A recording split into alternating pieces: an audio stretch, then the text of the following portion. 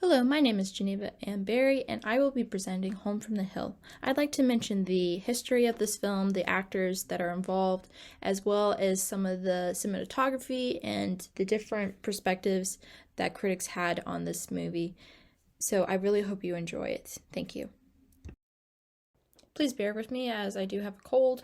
Home from the Hill was released on March 3rd, 1960, and directed by Vince Minnelli. This director, he's famous for mainly musicals.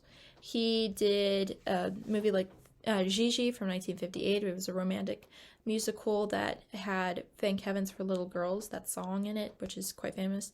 He also did Meet Me in St. Louis from 1944 with Judy Garland, as well as An American in Paris, which was 1951 with Gene Kelly. So as you can see, his main genre, especially for his earlier films, was musicals, or more like romantic musicals. And for this time period, he completely changed, and critics say this was definitely his turning point. Home from the Hill was that time for his later career that he went into the more drama driven, the more serious movies with the greater context, this realm of driven narrative. And I congratulate him for being able to do both, because this was definitely something which was quite impressive for this time period, being able to switch from two genres. So we have here starring Robert Mitchum, who he plays the father or the husband, Captain Wade Honeycutt. He's this mighty hunter, very rich, wealthy man who is also a womanizer. He definitely does not respect his wife at all. They actually do not live together. They live in the same house, but not as husband and wife. And as you'll see, there's this large, very tension involved with this and how he is a womanizer. We have his co-star, or his wife right here, Eleanor Parker. Eleanor Parker played in some primarily film crime drama thrillers from like the 40s, 50s, and 60s. So this was not something which was uncommon for her career. She definitely knew what she was doing in this. Oh, and just to mention, Robert Mitchum played in like Tombstone from 1993, as well as Night of the Hunter from 1955, which was also a film noir film or thriller. And so he also knew a little about this this wasn't his first time doing any. And as well as with Eleanor Parker, a lot of her movies were just black and white, crime related, so you would see her face a lot, but none are very well known. Something that might be is the Naked Jungle with Charlton Heston, kind of an odd movie. But we have right here our co-star George Papar. He plays the illegitimate child of Robert Mitchum, or Captain Honeycutt. His name is Rafe Copley. Of course, he can't have the Honeycutt name. George Papar, I could talk about him for way too long, because he stars as Fred Baby in Breakfast at Tiffany's, which is one of my all-time favorite movies with Audrey Hepburn. And it's really interesting to see the dynamic of this character as well as the actor, because just to mention, Breakfast at Tiffany's was made in 1961. Just a year ago, he's doing this film, Home from the Hill. And it's funny to me that while he was doing these films so close together in this very short amount of time, they are so different. The dialect, the character itself, the image that he portrays, so very different. But you can also see George Papar come out of this role too, as I've noticed. Something else that he's done is The Carpetbagger from 1964, as well as the TV show A-Team, which ran from about 1983 to I think 1987. And then we have George Hamilton right here. George Hamilton, he was definitely young. He was a different time period than, I would say, all three of these actors, really. These two are definitely older. But even George Papar, George Hamilton played a lot of weird roles, like Where the Boys Are in 1960, one of those chick flick type movies. And then also more recent, he did a ad for KFC. He was Colonel Sanders, and something interesting, I didn't know this, but he and another actor, I can't remember his name, but they tie as the Tanis actors of Hollywood. Kind of weird to me personally, this information, but I thought it was interesting. So he is known as Crispy Colonel Sanders because of how tan he is with his stark white beard and hair.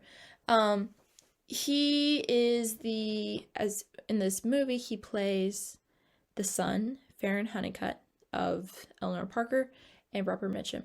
And he is a major, major role of this. And he also, I'll mention later in the getting into some of the awards of this film, but he was a vital, vital character or vital actor of this, and you can show this dynamic of this whole family tension just within him.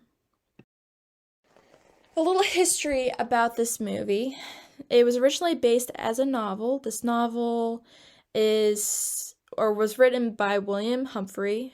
William Humphrey, this was actually his first novel, which I thought was really interesting. And not only, it was made, or rather published in 1958, and just 2 years later after being published, it was made into a movie. However, going involved with this, there was a lot of changes made with this because this book really did not have too much of a moral ending to it. It didn't really have a bigger, greater picture. He tried, but it didn't. I've read briefly some of it, and it wasn't that great. But again, like Breakfast at Tiffany's, the book is completely different from the movie, and I prefer the movie, honestly. But a lot of time period of this, there was these weird beatnik type novels, and they were usually very dramatic, very drama driven, and also extremely sad. And like Cat on a Hot Tin Roof, that's a perfect example. Another book I did not, well, it's actually a film. It was a stage production, but I preferred the movie with Elizabeth Taylor over the stage production, honestly. So just to go back, the screenwriters, it was a husband and wife team, yay, Harriet Frank Jr. and Irving Ranchit, I believe is the pronunciation. They completely changed this. Not completely, but there were some major roles changed, like the illegitimate child, which was played by George Papar. He is definitely a major difference in this movie, which was not in the original. And then you have the wife, who was played by Eleanor Parker. She was not so desirable in the book, and she was actually pretty old.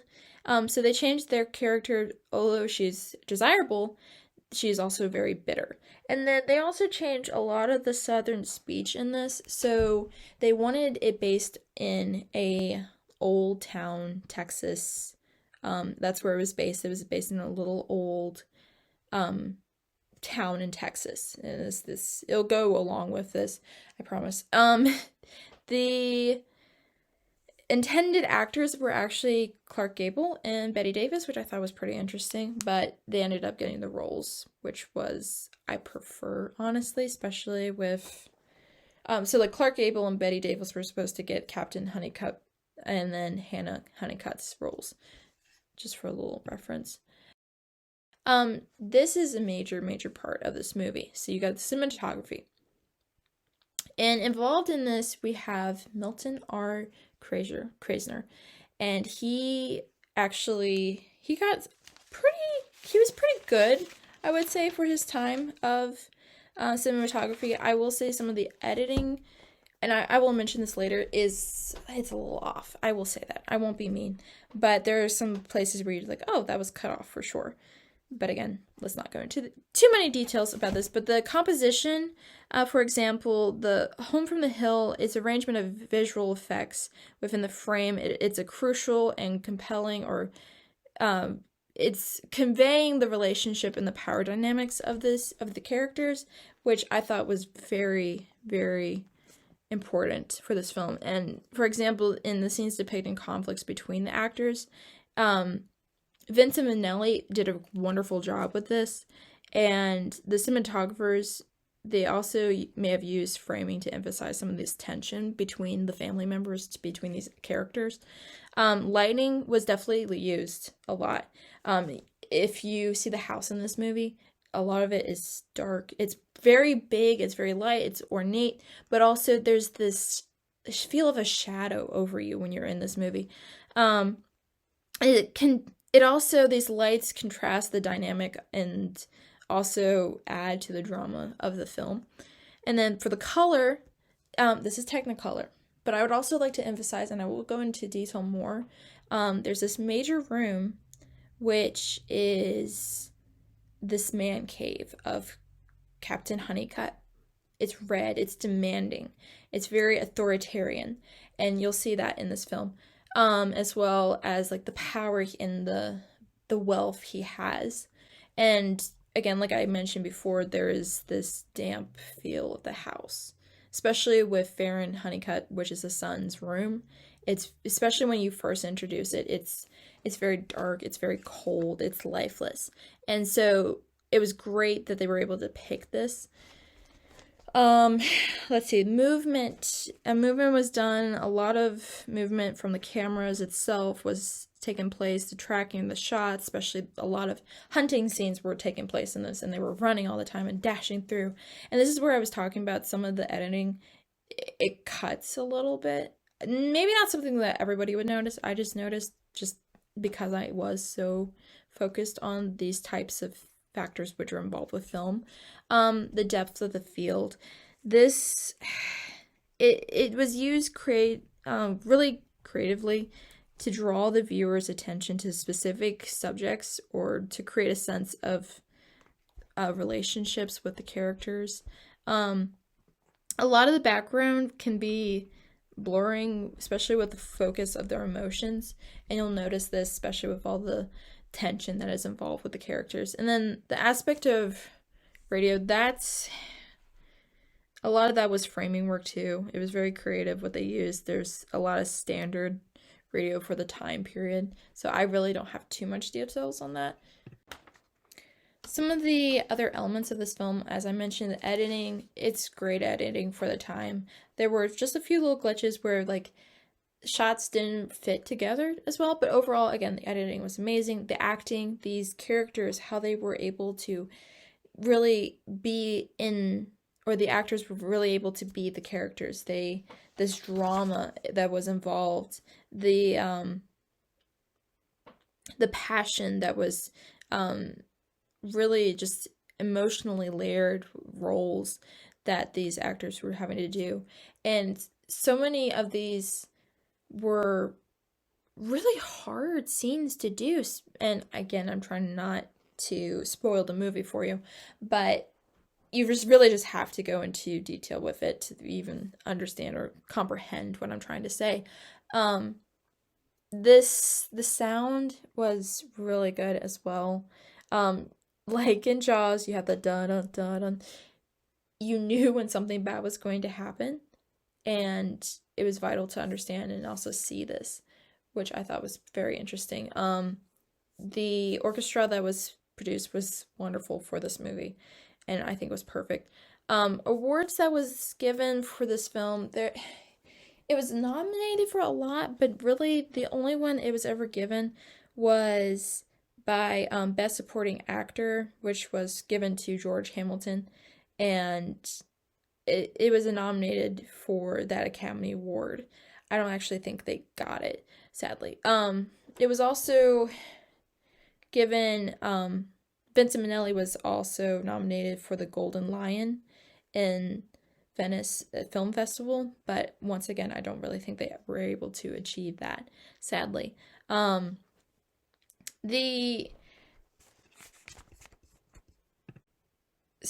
Like I mentioned before, production design, the staging, the use of colors is like right here, as you can see.